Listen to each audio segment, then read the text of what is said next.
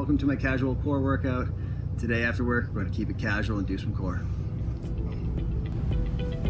Let's begin by just laying on our back. If you've got a kettlebell, at least a light one, we're going to do some one-arm candlesticks.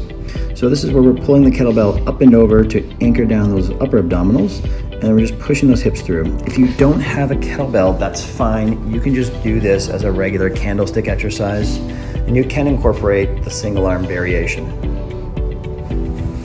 Keeping your back flat as the legs lower is really important so you don't hyperextend and compress the low back. We're going to transition into a side hold. So just hovering those legs up in the air, pointing your toes, squeezing the glutes. And we're just going to lower that kettlebell down. Again, if you don't have a kettlebell, you can just do some arm lifts, but the main purpose of this exercise is to get those obliques to help control and lift those feet in the air. We'll switch over to the other side now. We're going to do 10 reps. And same concept here. We're going to keep that back nice and flat as those legs are coming down towards the ground.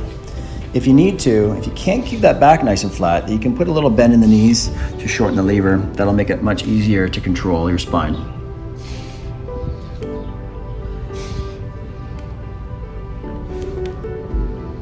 Slowly transition, roll onto that side. Keep those legs pinched together, glutes squeezed. Keeping those legs elevated, keep those obliques on. Allow that arm to slowly lower and then create a little stretch as the weight drops towards the ground. As I said before, you don't need a weight for this. You can just perform the arm movements without one.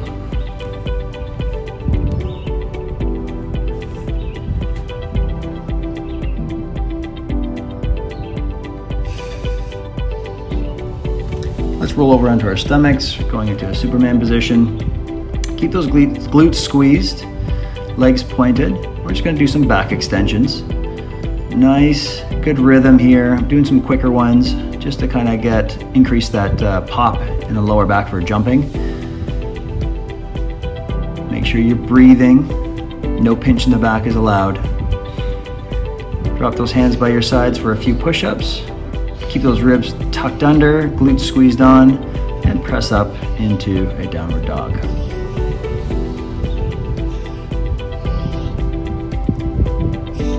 Really push those hips up, push those shoulders back and up towards the ears, push the ground away. Moving into a side support. We're going to do some side bending with this. So we're flexing and extending depending on what side we're talking about, but we're moving through that frontal plane, working on the obliques and the spine through side bend. Now we're going to work into an isometric form of a side support or side plank, moving those hips around and then dropping to the ground, really cranking into that top hip. So I'm really stretching that right glute, keeping that foot planted as I work the adductors of the hip. Spinning around to the other side, popping up into that side support. If being on the hand is too complex, then you can drop down to an elbow and do this as well. Squeezing the obliques at the very top there and then dropping down, allowing a nice stretch to happen. Feels really, really good.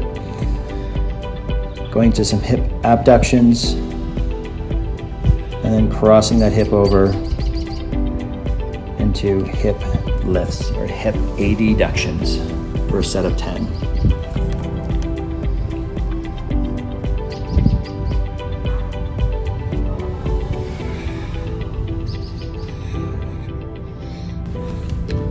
We're setting yourself up for some pike lifts.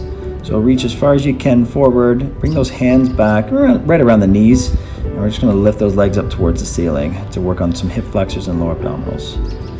Dropping back into a tabletop bridge, opening up those shoulders, working on some glutes, working on the back side of the core, and just really opening up the front. Do this for a set of 10.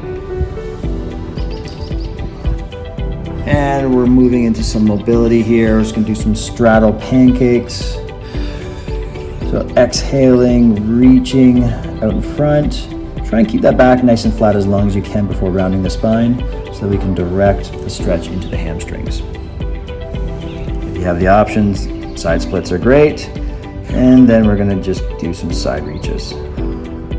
Releasing those lats, opening up those obliques and those hips after we've done some core work works really, really well in combination.